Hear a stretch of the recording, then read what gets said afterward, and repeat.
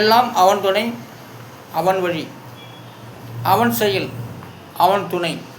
காரக ஜோதிடம் அரியலூர். விதி என்ற சொல்லுக்கு 2 எழுத்து. அந்த 2 எழுத்துக்கு உண்டான எண்கிணிதம் 6, 8. இதெல்லாம் கூட்டினாக்கா 14. அதோடைய விதி என்கிறது 5. விதி 5ஆம் இடம். நான் அடிக்கடி சொல்லிக்கொண்டு வருகின்றேன், விதி 5ஆம் இடம், புத்தி 5ஆம் இடம். அந்த 5ஆம் இடத்துக்கு தான் இன்று விதி என்ற ஒரு வார்த்தை வருகிறது. அப்போது தலை விதி என்று சொல்கிறார்கள், இதுதான் 5ஆம் இடம். அந்த 5ஆம் இடத்துல வந்து நம்மளுடைய ஆத்மா போய் ஒவ்வொரு கிரகமும் ஒவ்வொரு கிரகமும் நமக்கு வந்து சொல்லி தருகிறது. விதியை எழுதப்பட்டு வருகிறது. 5ஆம் இடம் வந்து விதியை எழுதப்பட்டு வருகிறது. அவன் அந்த 5ஆம் இடத்துல போய் வந்துட்டாக்க விதி அங்கே எழுதும். கிரகங்கள் வந்து விதியிலே எழுதும். 5ஆம் இடம் தான் கிரகத்தை, 5ஆவது நம்பர் தான் விதியை எழுதும். விதி எழுதக்கூடிய ஒரு நம்பர் சாணம் எதுன்னு கேட்டால் 5ஆம் இடம் தான். சரி, அடுத்ததாக இளமை. இளமைக்கு 3 எழுத்துக்கள். அந்த 3 எழுத்துக்கு உண்டான எண்ணிடம்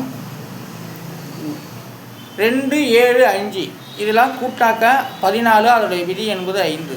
அப்போ இளமையை உருவாக்கக்கூடியது 5. அப்போ மனிதனுக்கு வந்து 12 ஸ்தானத்திலையும் 5ஆவது விதி என்னத்தை இளமையை உருவாக்கும். இளமையை உருவாக்கத்தான் இந்த 5ஆம் இடம். முதுமையை உருவாக்க அது வேறு இடம். அதனால் வந்து இளமையோட விதியின் 5. அடுத்ததாக வந்து நாகம். நாகத்துக்கு 3 எழுத்து. அந்த 3 எழுத்துக்கு உண்டான 6, 1, 7. இதெல்லாம் கூட்டாக்க 14. அதோடைய விதி என்பது 5. அப்போ நாகம் 5. அப்போ பாம்பு வகையிலேயே 5 தலை நாகமும் ஒன்று உண்டு. நான் கேள்விப்பட்டிருக்கேன், நான் பார்க்க கிடையாது. ஒரு இடத்துல வந்து 5 தலை நாகம், 7 தலை நாகம் இருப்பதாக பார்த்தவர்கள் என்று சொல்லியிருக்காங்க. ஆனால் 5 தலை நாகம் உண்டு, 7 தலை நாகமும் உண்டு.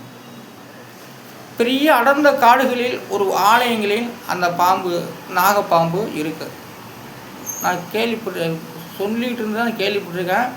மற்றவங்க பார்த்துருக்காங்க, பார்த்தவங்க என்று சொல்லியிருக்காங்க. அதை வச்சு தான் நாகம் 5ஆம் இடம்.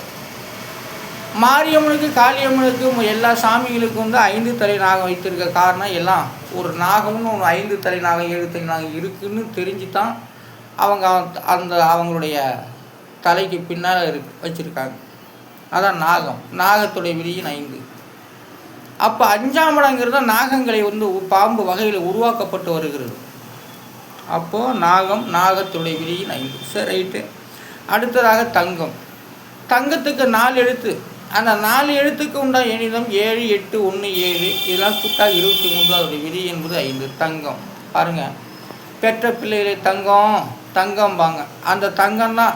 ஏன்னா புத்திர ஸ்தானத்தில் வந்து தங்கம் வருகிறது. தானாகவே ஆட்டோமேட்டிக்காகவே நம்மளுடைய எண்ணம் எழுத்து வந்து ஒவ்வொரு வார்த்தைகளுக்கு, பிள்ளைகளுக்கு பாராட்டுறது, காதலுக்கு, எல்லாத்துக்கும் ஒரு வழிவகை தேடி தருகிறது. அதாவது தங்கத்துடைய விதியின் 5. அந்த 5ஆவது புத்திரஸ்தானம் வந்து தங்கமாக இருப்பதனால பெற்ற குழந்தை பிள்ளைகளை தங்கம்னு சொல்கிறோம். அதாங்க 5ஆம் அதிபதி விதியின் 5. 5ஆம் அதிபதி இடம் தங்கம். அடுத்ததாக வந்து புத்தி பாருங்கள். அடிக்கடி புத்தி 5ஆம் இடம் சொல்லி கொண்டு வரலையா? அந்த 5ஆம் இட புத்திக்கு ஒரு 3 எழுத்து தான். அந்த 3 எழுத்துக்கும் உண்டான எண்களில் உருவான எண்கள் 2, 4, 8. எல்லாம் கூட்டாக்க 14. அதோடைய விதி என்பது 5. அப்போ புத்தியோட விதியின் 5. வித்தை, புத்தி, அம்மான் என்று சொல்லக்கூடிய வர்க்கத்தை அந்த இடத்துல தான் புத்தி 5ஆம் இடம். ஒவ்வொரு மனுஷனும் 5ஆம் இடத்துல போய் கிரகங்கள் அவனை அழைச்சி அந்த 5ஆம் இடத்துல தான் புத்தியில் வந்து எழுதுறது, புத்தியில் சொல்கிறது. இப்படி நடக்கணும் அப்படின்னா அந்த 5ஆம் இடத்துல வேறு இடத்துக்கு வந்துட்டாக்கா அவனுக்கு புத்தி மாறி போகுதுங்க. அந்த 5ஆம் மாதிரி கட்டளை மீறி அவன் தப்பு தவற நடந்துட்டாக்கா அந்த 5ஆம் மாதிரியே அவனுக்கு வந்து தண்டனை கொடுக்கணும். அந்த தண்டனை கொடுக்க தான் 5ஆம் இடத்துல காவல் வருது. காவலுக்கு வந்து 3 எழுத்துங்க. அந்த 3 எழுத்துக்கு உண்டான 8, 5, 1. இதெல்லாம் கூட்டாக்க 14. அதோடைய விதி என்பது 5. பாருங்கள், 5ஆம் இடம் சொல்லி கொடுக்குறத மறந்துட்டு வந்து வெளியில் மற்ற ஸ்தானத்தில் நடக்கிறத சொல்கிறான். அதனால தான் 5ஆம் இடத்துக்கு காவல் வருது, அவனை தண்டிக்கிறது. காவலுக்கு 3 எழுத்து.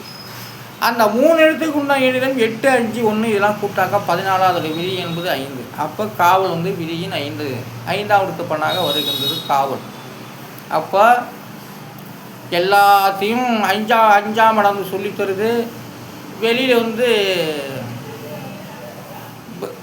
பொய் பிராடுகளை பேசுகிறான்.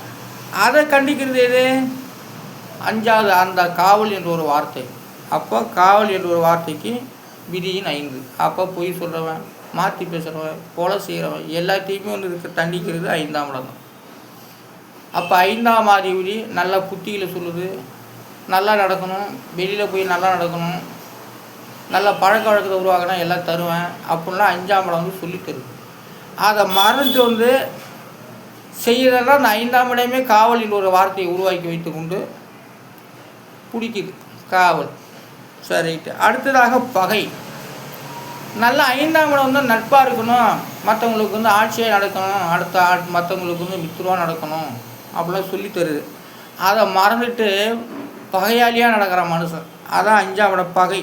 9, 5 இதெல்லாம் கூட்டாக 14வது விதி என்பது 5. அப்போ பகையோட விதியின் 5. புத்திமதி சொல்லக்கூடிய ஒரு இடம் பகையாளியாக மாறிடும் அந்த 5ஆம் இடத்தை பாவக்கரகரம் தான். சரி. அடுத்ததாக வந்து நாளை சந்திப்போம். இதுக்கு வந்து சப்ஸ்கிரைப் கொடுங்க, லைக் கொடுங்க, கமெண்ட் பண்ணுங்கள். என்ன யாருமே வந்து சப்ஸ்கிரைப்லாம் கொடுக்க மாட்டேங்கிறீங்க, தயவுசெய்து கொடுங்க, சப்ஸ்கிரைப் கொடுங்க, கமெண்ட் பண்ண, லைக் கொடுங்க, ஆதரவு கொடுங்க. ஜாதகம் பாருங்கள், இந்த யூடியூப் சேனல் மூலமாக ஜாதகம் பார்க்குறவங்க பார்த்து கொள்ளலாம். நன்றி, வணக்கம்.